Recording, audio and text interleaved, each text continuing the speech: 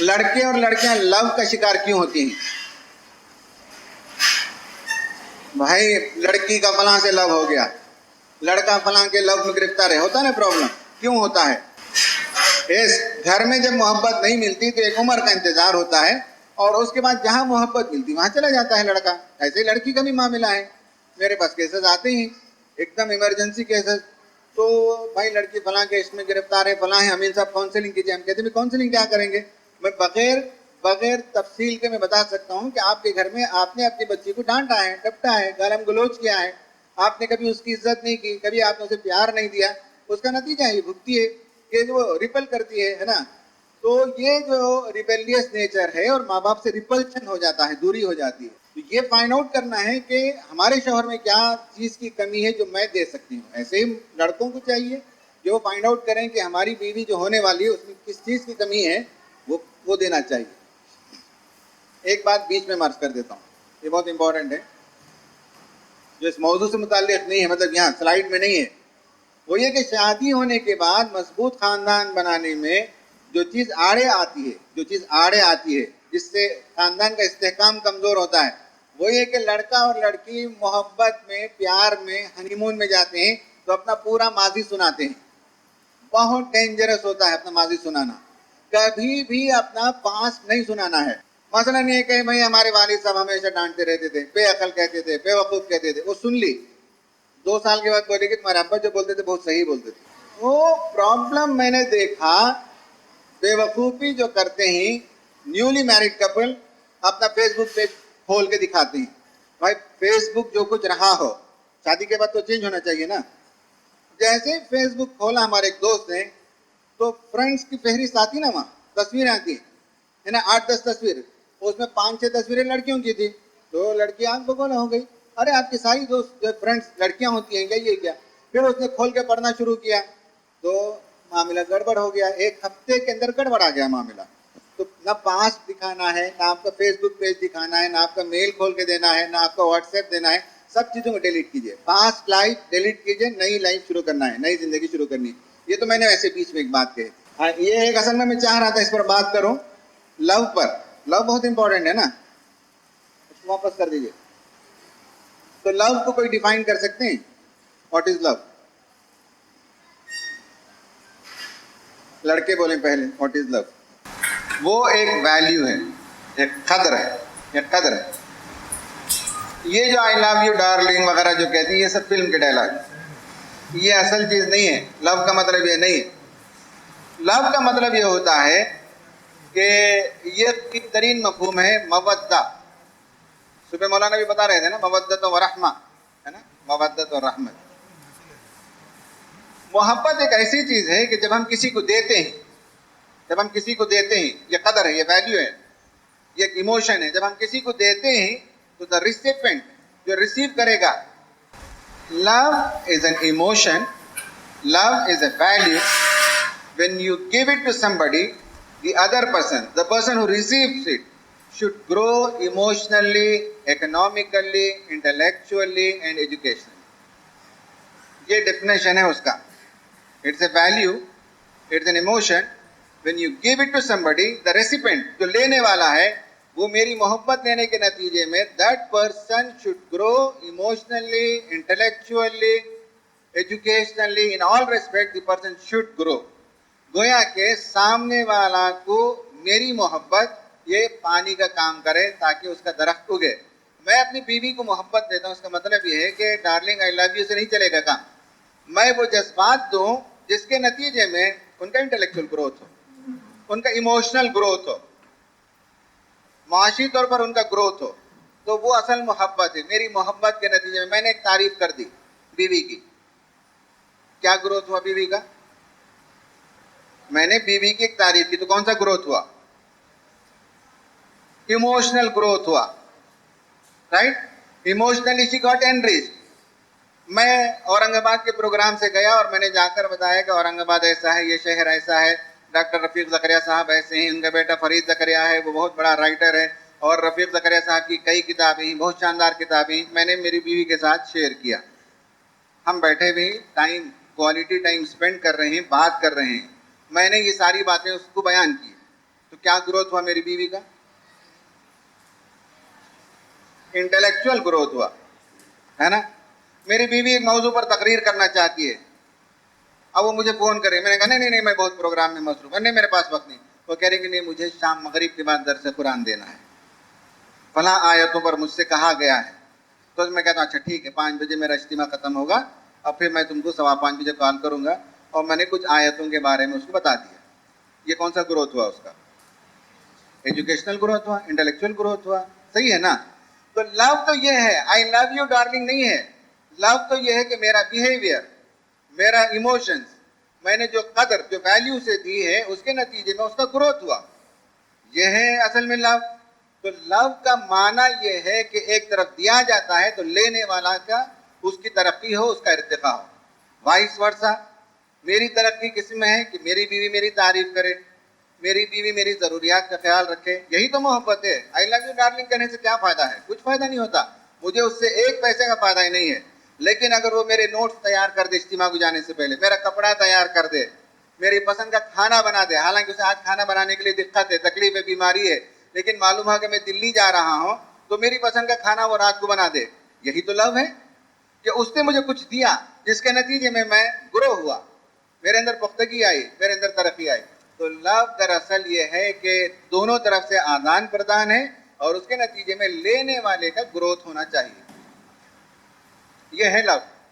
तो इन मानों में असल में लव है। जब हम कहें अपने बच्चे से आई लव यू, तो उसका मतलब ये होता है कि मुझे तुम्हारी सलाहियत बहुत पसंद है, आज तुमने नज़्म पढ़ी है इज्तिमा में, मुझे बहुत पसंद है, ये जो तुमने ड्राइंग किया है बहुत ब्यूटीफुल है, बहुत बड़े बड़े आर्टिस्ट नहीं कर पाते, ये स्ट्रोक तुम्हारा जो है बहुत जबरदस्त ब्यूटीफुल फ्री हैंड स्ट्रोक है तुम्हारा, ये मेरा लव है, जिसके नतीजे में मेरा बच्चा ग्रो होने लगता है, कल के दिन और बेटर आर्टिस्ट बनता है, कल के दिन बेटर सिंगर बनता है। ये मेरे स्ट्रोक्स हैं, जिसको कहते हैं साइकोलॉजी की ज़बान में स्ट्रोक्स। मैंने ऐसे जुमले दिए हैं उसको, उस जुमले के नतीजे में वो ग्रोथ होता है। अगर मैं ये जुमला कहूं बेवकूफ कहीं का, इससे तरक्की होती है, डाउन जाएगा।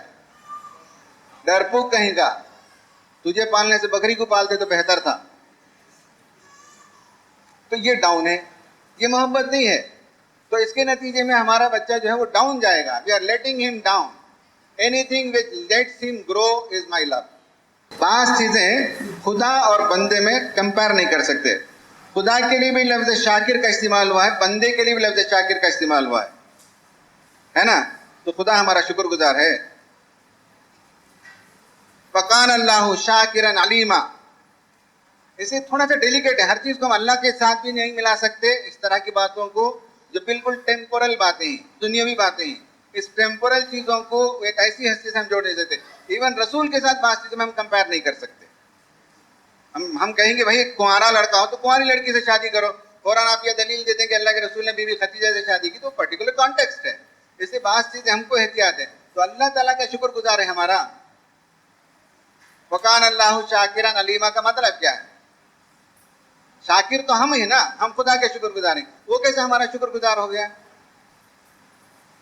तो माना बदल जाता है। जब खुदा के लिए लफ्ज इस्तेमाल होगा तो उसका माना होगा वो बड़ा कदरदान है, तुम्हारी नेकियों की कदर करता है।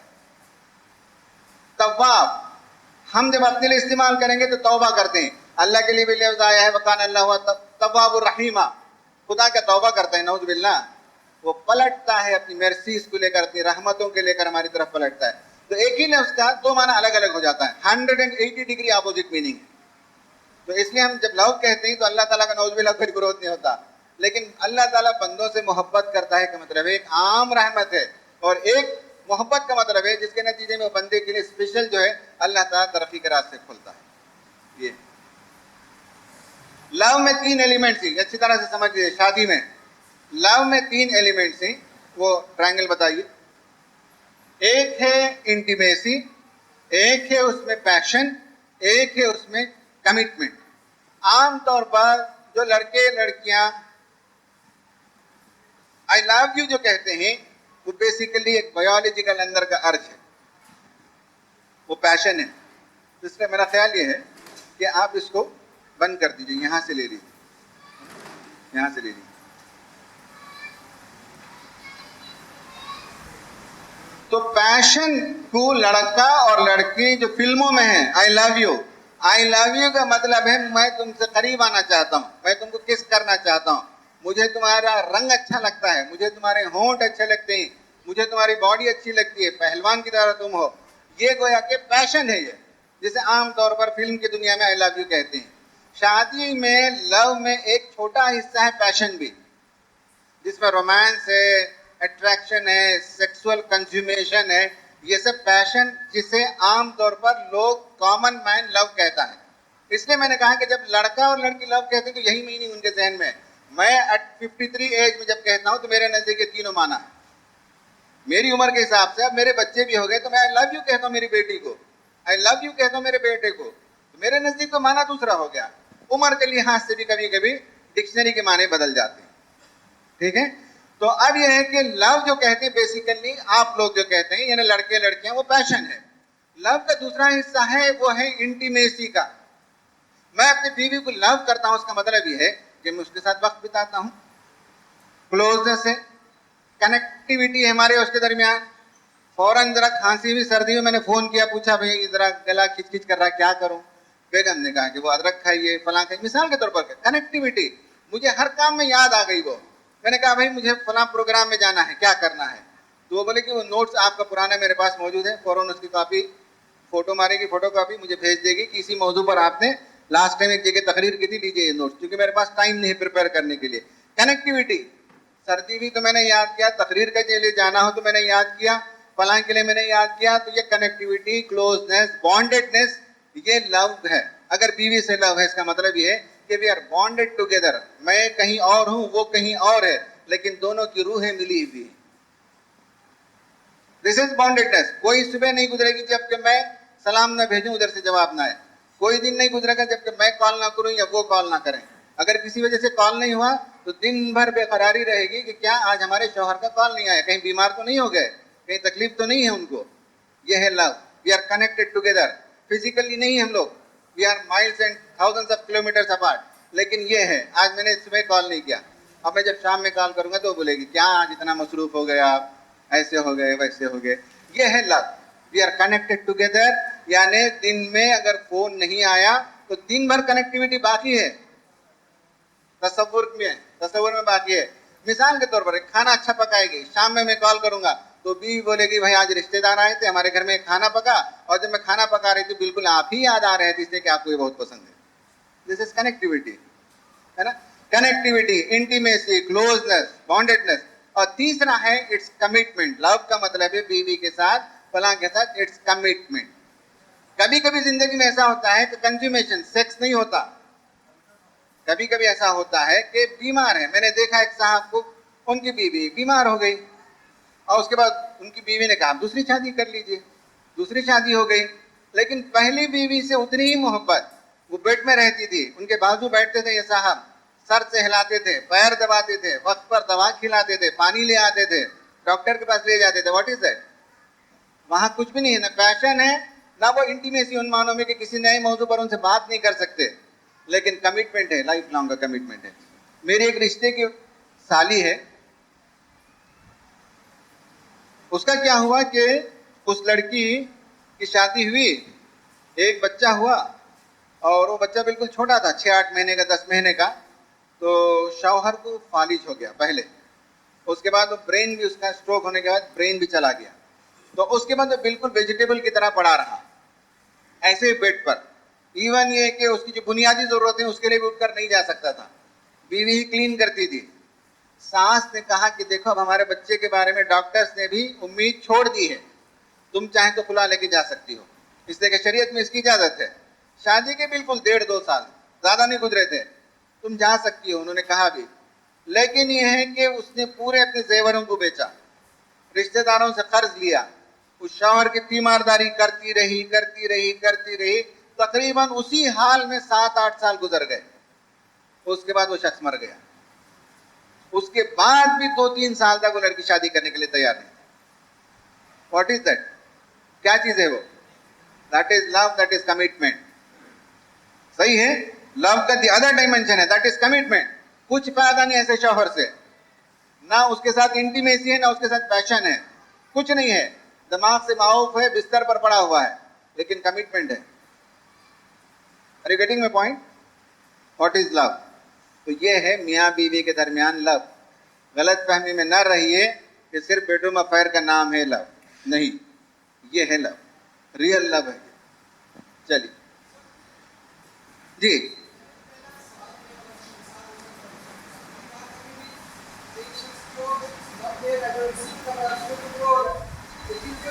वेरी गुड, बहुत सही, ये बहुत अच्छा सवाल है भाई। एक सिंपल उसूल है, सिंपल उसूल है। आपको क्या चाहिए पहले लिख लीजिए, है ना। एक सिंपल उसूल है, ये हम लोग सिखाते हैं ट्रेनिंग में। आपको क्या चाहिए? मुझे इज्जत चाहिए, मुझे दौलत चाहिए, मुझे इल्म चाहिए, है ना। मुझे थैंक्स बोले लोग, मैं जहाँ जाऊँ लोग मुझे कहीं पे अमीन साहब आइए आइए आइए, है ना। मैं तकरीम चाहता हूँ, मुझे क्या क्या चाहिए लिख लीजिए। दुनिया का तरीका, हमारे यहाँ ये ट्रेनिंग का तरीका है, हम सिखाते हैं कि जो चीज़ आपको चाहिए first give it then take it. आपको ताज़ीम चाहिए तो आप सबकी ताज़ीम कीजिए, आइए आइए। छोटा बच्चा आइए, बैठे बैठे आराम से बैठो, पानी लो बेटे, पानी पी लो। तो मैंने जब ताज़ीम दी तो ऑटोमेटिक मुझे ताज़ीम मिलेगी। मुझे इल्म चाहिए ना, तो मैं इल्म दूँ लोगों को, मैं बताऊँ कुछ चीज़ें जो मुझे मालूम है, तो ऑटोमेटिक लोग जो है मुझे देंगे। मैं इज्जत दूँ तो लोग मुझे इज्जत देंगे। मुझे पैसे चाहिए ना, तो मेरे पास जो पैसे पहले मैं दूँ तो उसके बाद मुझे पैसे आएंगे। मैं पड़ोसी का पहले ख्याल करूँ तो मेरा पड़ोसी मेरा ख्याल करेगा। तो लव का भी ऐसा ही है। और कोई चीज जिंदगी में आपको चाहिए तो first give it then receive it. तो देने वाला ऑटोमेटिकली रेसिपेंट बनता है, बाय डिफॉल्ट रेसिपेंट बनता है। फलसफा तो नहीं हो दोपहर के खाने के बाद तहारी खा के खूब गुनूद की तो नहीं आ रही है ना। Is it okay? Is fine. हाँ, तो ये लव है। अब मेरा ख्याल ये है कि इसमें 4 बातें ही, बिल्कुल हम इस पर बात नहीं कर सकते, टाइम नहीं है हमारे पास। ये 4 फैक्टर से सिर्फ टाइटल बता देता हूँ। एक है नेगेटिव इमोशंस को कंट्रोल जो करेंगे उनका खानदान मजबूत होगा, उनका रिश्ता मुस्तहकम होगा। जो अपने नेगेटिव इमोशंस को कंट्रोल नहीं करेंगे वो प्रॉब्लम में रहेंगे। दूसरा है उसमें सेकंड, वो है कंस्ट्रक्टिव कम्युनिकेशन। बातचीत जो है, कम्युनिकेशन में एक फन है, एक आर्ट है। मैंने इससे पहले भी बताया कि बाज़ मरतबा हमारे पास लड़कियां आती हैं 10-10 सेशन लेती हैं, इसलिए कि सास ने ये कह दिया, ननद ने ये कह दिया, फलां ने ये कह दिया, गुस्सा बढ़ गया, लड़ाई झगड़ा हो गया, तो उसके नतीजे में जो है पूरा डिस्ट्रप्शन हो जाता है। कम्युनिकेशन का स्किल सीखना चाहिए कि हाउ टू कम्युनिकेट। बड़ों से कैसे कम्युनिकेट करते हैं, छोटों से कैसे करते हैं, गुस्सा वाले से कैसे कम्युनिकेट किया जाता है, जो हमको तंज करे उसे कैसे पलटा कर जवाब दिया जाता है, क्या करना है क्या नहीं करना है। It's an art. नंबर 3, नहीं आगे बढ़ाइए, नंबर 3 वो है रोमांटिक रिलेशनशिप। खानदान को मजबूत करने वाला तीसरा एलिमेंट है, वो रिलेशनशिप में रोमांस होना चाहिए। It's not just a biological act. अच्छी तरह से याद रखें, लोग इसको समझते नहीं।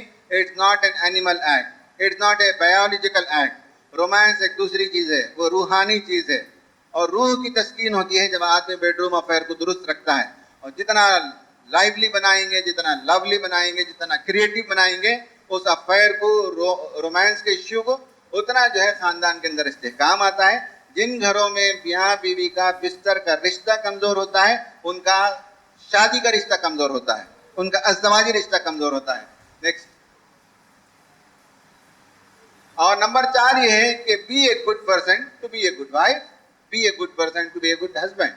अच्छे इंसान बने बेसिकली, ये चौथी बात है। ये चारों चीज को समझाने के लिए 2 घंटे का वर्कशॉप, 3 घंटे का वर्कशॉप में लेता हूँ, और हाफ डे में ये लेता हूँ, हाफ डे में कोई और सब्जेक्ट लेता हूँ। तो हाफ डे का ये मेरा प्रोग्राम है जिसमें मैं बताता हूँ कि कैसे अच्छे इंसान बने। सलाम करना सुबह में उठने के साथ अपनी बीवी को, बीवी शौहर को करे। बीवी ने पानी गर्म रख दिया तो शुक्रिया हम कहें, है ना। बीवी ने हमारे लिए अच्छा खाना पकाया तो हम कहें थैंक यू वेरी मच। इसी तरह बीवी शौहर के लिए थैंक्स अदा करे।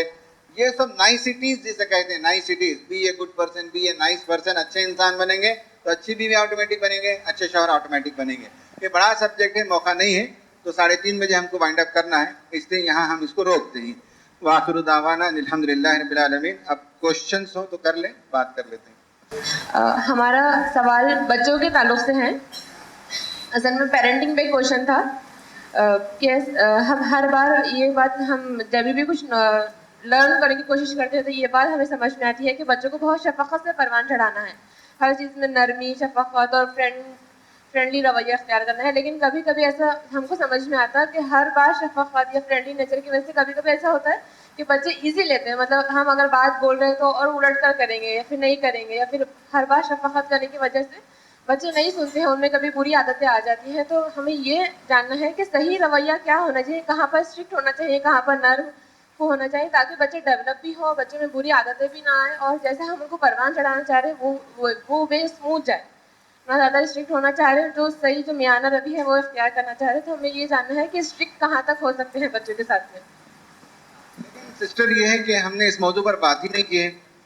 ये तो एक बहुत बड़ा सब्जेक्ट है, यानी ये क्वेश्चन का आंसर नहीं है, छोटा सा आंसर नहीं दे सकते। बच्चों की तरबियत कैसे हो, किस उम्र में वो उनके साथ क्या बिहेवियर किया जाए, तो ये एक बहुत बड़ा सब्जेक्ट है। आप पेरेंटिंग जहाँ भी कोर्स मिलता हो पेरेंटिंग का कोर्स ज़रूर कीजिए, लेकिन ये बात गलत है माँ बाप जो समझते हैं कि वी आर वेरी फ्रेंडली, हम अपने बच्चों के साथ फ्रेंडली होते हैं। नहीं, कभी नहीं होना है।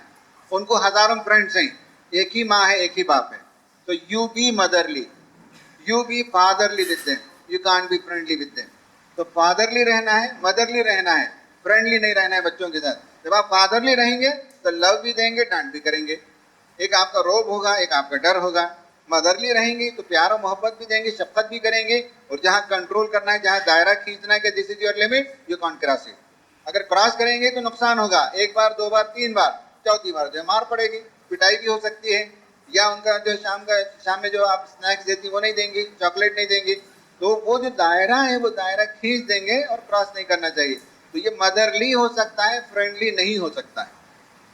सर मेरा जो सवाल है वो असल में कल के टॉपिक से रिलेटेड है कि मतलब सिलेक्ट कैसा करना है पार्टनर को।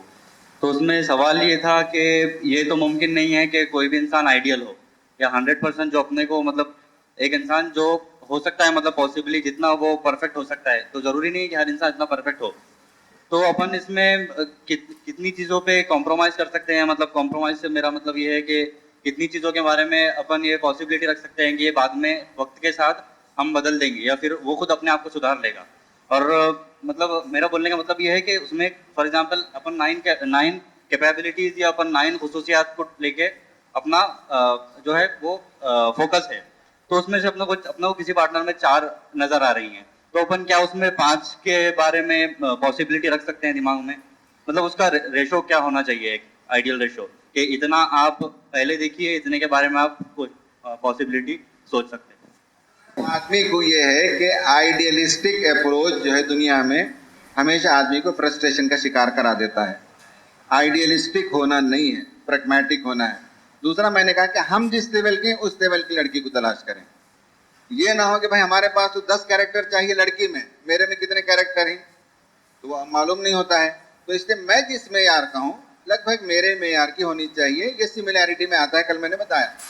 एक बात याद रख लीजिए, मैं आपको गुर की बात बताता हूँ, वो ये है कि कोई एक ऐसी सिफत पकड़ी आप जिसके होते हुए बाकी 10 सिफात क्या 100 सिफात पैदा कर सकते हैं। तो एक सिफत वो कौन सी हो सकती है जो अगर पाई जाए तो बाकी 100 सिफात को पैदा किया जा सकता है। What is that one? एक सिफत औरत में अगर है तो बाकी 100 सिफात आप पैदा कर सकते हैं। वो एक सिफत है, उसके अंदर औरतपन होना चाहिए। आज की औरत का प्रॉब्लम यह है कि मॉडर्न एजुकेशन देकर औरतपन उससे छीन लिया गया, उसे मर्द बना दिया गया। तो औरतपन, निस्वानियत, फेमिनाइनिटी कहते हैं, फेमिनिज्म नहीं, फेमिनाइनिटी। गूगल में जाकर आप देखिए, आप इसको टाइप करके देखिए कि what are the characteristics of femininity. तो फेमिनाइनिटी का जो कैरेक्टर है वो आराम से किसी लड़की में पा सकते हैं। यानी लड़कीपन का मतलब ये है कि वो आहिस्ता बोलेगी, वो आर्ग्यूमेंट नहीं करेगी, वो हुस्न करेगी, सिंगार सवार करेगी, वो मेहंदी लगाएगी, चूड़ियाँ पहनेगी, कान की बालियाँ लगाएगी। ये निस्वानियत है। अगर नहीं है तो प्रॉब्लम है, अगर नहीं है तो प्रॉब्लम है। मॉडर्न एजुकेशन ने उनसे ये सब चीज़ों को छीन लिया है ना।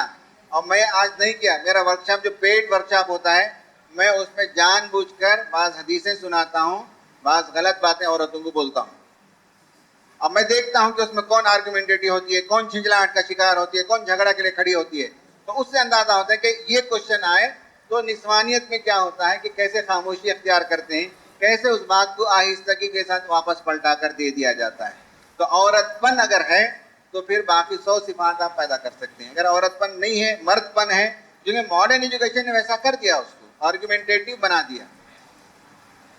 You got my point? Quran से दलील चाहिए? नहीं चाहिए कुरान से दलील।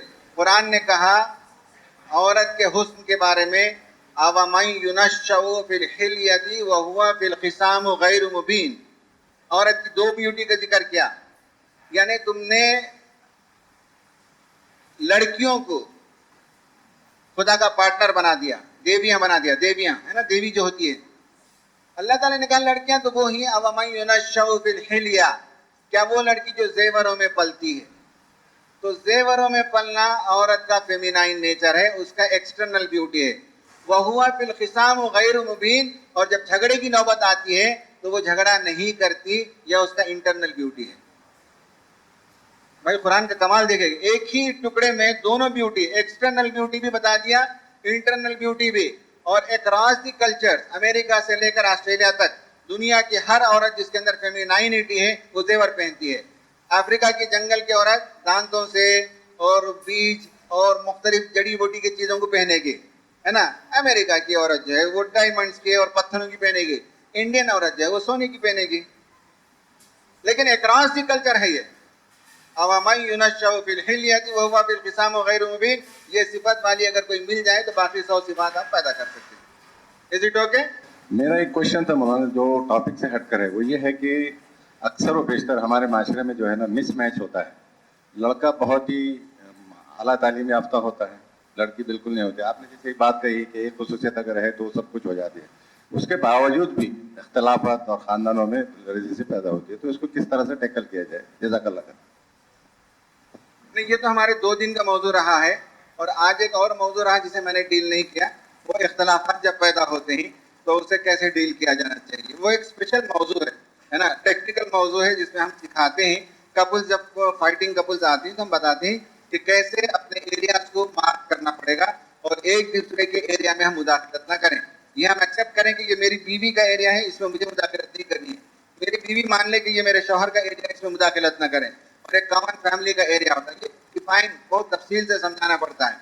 एक और इसमें पहलू है, वो है कॉस्ट बेनिफिट रेशियो। अब मौका नहीं ये सब मुझे समझाने का कि कॉस्ट बेनिफिट रेशियो की बुनियाद पे भी ये इख्तलाफात को दूर किया जाता है। तो कभी इंशाल्लाह मौका हो, काउंसलिंग हो, तो हम बताएंगे कि कैसे कॉस्ट बेनिफिट रेशियो वर्कआउट करते हैं जी। और एक आखिरी खत्म हो गया हमारा, मोहब्बत देनी और लेनी आनी चाहिए। तो मोहब्बत देना तो समझ में आता है, लेकिन लेना कैसे? जब आप मोहब्बत देंगे तो मैंने कहा कि मोहब्बत लेने के एंटाइटल आप हो गए ऑटोमेटिक। पहले तो देना आना चाहिए। मैंने कहा कि आपको इज्जत चाहिए, तो पहले इज्जत देना सीखिए, तो ऑटोमेटिक इज्जत लेना आ जाएगा। इज्जत लेने के लिए कोई तरकीब नहीं है, कोई तरकीब नहीं है। यही तरकीब है कि आप इज्जत दीजिए तो इज्जत आएगी। आप पड़ोसियों का पहले ख्याल कीजिए तो पड़ोसी आपका ख्याल करेगा। तो मोहब्बत लेने का एक ही गुण है, वो मोहब्बत देना चाहिए। जब आप देंगे तो आप एंटाइटल्ड हो जाएंगे लेने के लिए। अनकंडीशनल लव देना चाहिए। ऐसा नहीं कि भाई 2-3 मरतबा मैंने बीवी की तारीफ कर दी, अब मैं इंतजार में हूं कि बीवी मेरी तारीफ करेगी। नहीं करेगी। आपने जो कुछ किया है मुद्दतों से, तो इतना जल्दी जो उसके दिल से ये जाने वाला नहीं है मैल। तो ये मैल जाते जाते जाएगा। तो मैंने 3-4 दिन तो आपकी तारीफ कर दी और उधर से कोई जवाब ही ना आए, ऐसा एक्सपेक्ट ना करें कोई भी, है ना। टाइम लगेगा। जेन्युइन लव यह है कि जेन्युइनली आप सामने वाले के ग्रोथ का ख्याल करते हैं, तो ऑटोमेटिकली आपके ग्रोथ का इंतजाम हो जाता है।